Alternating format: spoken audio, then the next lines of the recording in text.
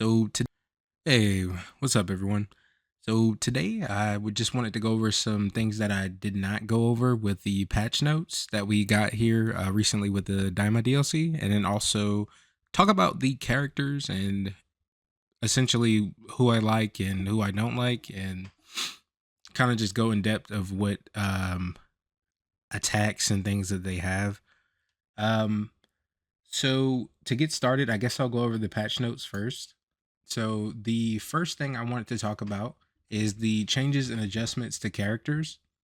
So giant characters, they have reduced the damage of rush attacks and smash attacks. They've increased the recovery time after missing with rush attacks and smash attacks. They have increased the damage taken from melee attacks for the giant character and reduced the speed of backward short dashes. So essentially, giants, as we went over in the original patch notes, which I think we did get to them, they're just cooked. No one's going to play giants anymore because they're just bad. Which, I mean, it is what it is. I don't see why we're doing that to characters and just making it the character pool less and less, but I digress. We're going to move on to Master Roshi, Mr. Satan, and Yajirobe. They reduce the key recovery speed. So they don't charge key nearly as fast as they did before. It's still a bit faster than like the 5 DP characters, but it's not as fast as it was before, which is a good change in terms of the spamming. Androids with automatic key recovery. So that's like every Android. Um, they now stopped it to where they would get key while doing the Z counter or the super counter, which is good because I mean that's kind of busted. No one else gets key, but it auto regenerates for them while they're using the Z counter. So that'll help in super counter battles and vanish battles. But with the silhouette, there was a silhouette when you lost track of the opponent when they're an android.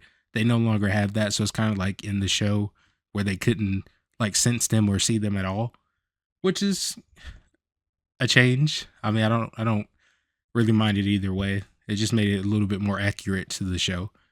Um, Goku Super, Ultra Instinct Sign, and the regular Ultra Instinct increase the cooldown time when attempting to fire another Smash Key Blast after using one. That's really good because we don't need Goku spamming the air palm attack anymore.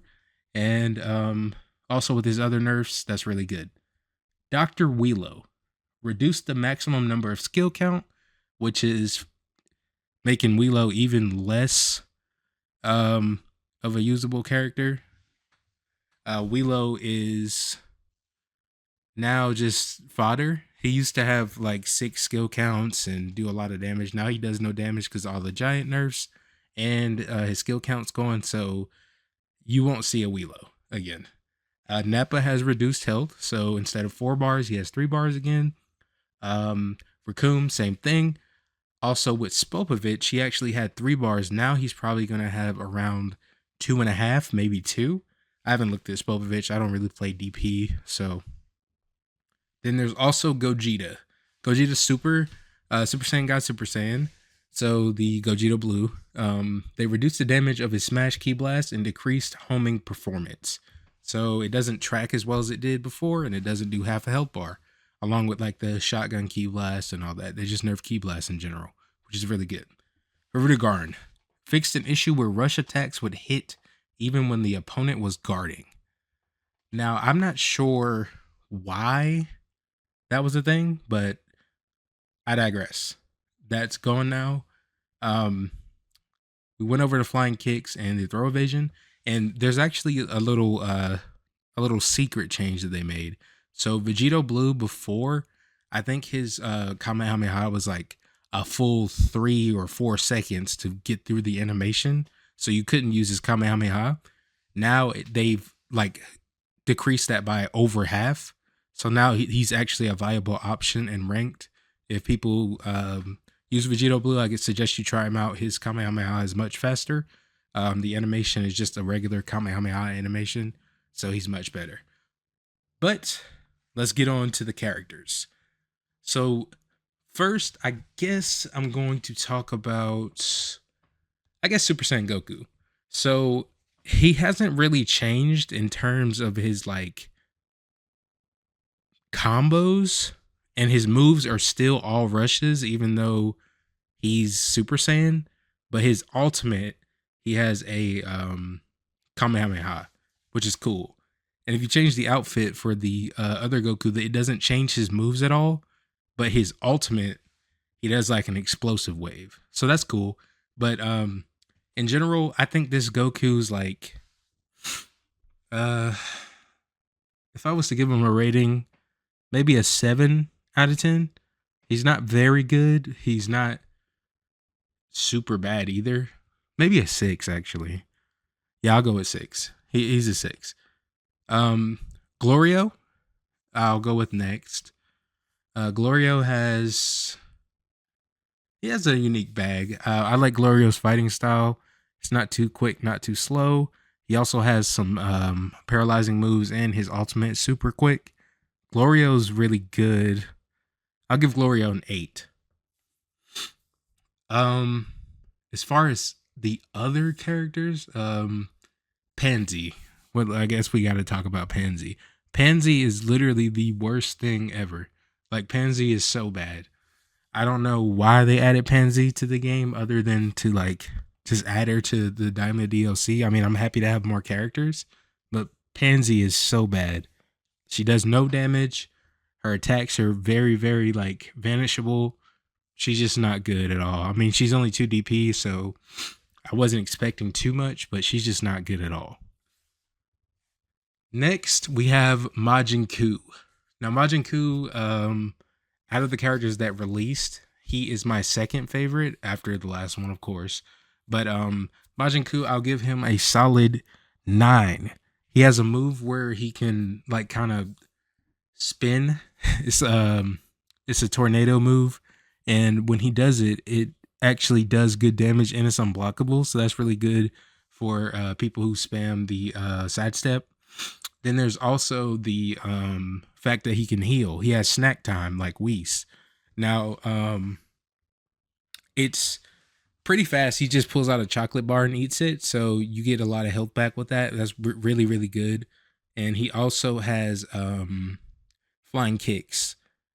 So he's very, very good. Most characters in this DLC do have flying kicks, or like the Kid Goku has the well, not Kid Goku, but Diamond Goku has he like spends his power pole. But nevertheless, flying kicks are really good on the character. His first hit is flying kicks, and his second hit is flying kicks, so he's really good. I'll give him a 9. He's all around just a good character. He's able to hold his own against like most of the game. And then now we're gonna move on to the heavy hitter, the headliner of the DLC, which is gonna be Super Saiyan 3 Vegeta. Now, Super Saiyan 3 Vegeta, he is not the best Vegeta, surprisingly. He does, he does a lot of damage. I will agree to that. He does about the same amount of damage as like Super Saiyan 4 Goku without the buff. So he's pretty good in terms of damage. But he has Wild Sense and an Instant Spark. And his attacks are essentially, he has a rush, and then he has like that kick where he kind of kicks a blast like he did in Daima, which is pretty cool. And then his ultimate is like a Gallic gun into a punch where he aura farms and then drops you. That's fine. He's okay-ish. I'll give him that. I don't like Wild Sense, so I don't really use it that often. It's pretty mid, and it gives the opponent, if they're good anyway, or they're not lagging, they have the chance to just follow up behind that. So I don't use Super Saiyan 3, but I do use Super Saiyan 2. Now, Super Saiyan 2 has After Image and Explosive Wave. Now, recently here, Explosive Wave is just like the best thing ever if you want to stop the backshot simulator. So it's really good that he has that. And then if you have enough, like if you got beat up enough, you can just use After Image Strike, which is really, really strong. It's a really, really strong combination. So Super Saiyan 2 is actually a bit better. He actually has flying kicks on his step in. and he's also doing like they focus more on damage in terms of his rush attacks. So he actually does a good amount of damage. Now, the only thing with that Vegeta, both of his attacks are projectile. So it starts out as a blast on his rush attack. He like blasts you with a key blast and then headbutts you. So that's kind of But other than that, he's really, really a solid all around character. Now, if I was going to give him a rating, I give Super Saiyan 2 Vegeta a 9.5. I give Super Saiyan 3, in terms of like mechanics in the game, I give him maybe a 7. But as far as like if I'm factoring in animations, I mean 10 out of 10. They did really, really well with all of the animations for the characters. Super Saiyan 2 Vegeta, while we're talking about ultimate attacks, his ultimate attack is a Big Bang attack. So it's really cool. It's easy to vanish, but it's really cool if you can get it off because he kind of starts laughing after. But yeah, he's good. And then base Vegeta, that would be the next best for me. I like base Vegeta because he actually has a heal as well. It's a revive bug, and it gives him as much health as like Boo. Like Boo gets like 2 health bars back. Same thing with Cooler. It gives him just as much back when he uses the revive bugs. But yeah, base Vegeta is really good. So if I had to do a ranking of like from worst to best in terms of Vegeta's forms, it's gonna be Super Saiyan 1, because that is just horrible. It has like a volley attack and I think like a rush. He's pretty bad in Super Saiyan 1. Then after Super Saiyan 1, I would go um, Super Saiyan 3, then base, then Super Saiyan 2 for that Vegeta. That's my personal like lineup. Um, and that's all the characters for this DLC. Um, then we also talked about Vegeta earlier, which I would still highly suggest you try that out. That's gonna be my next video. I'll show you guys what I'm talking about, and I'm actually gonna be using him because he's really, really good. But yeah, that's essentially it for this video.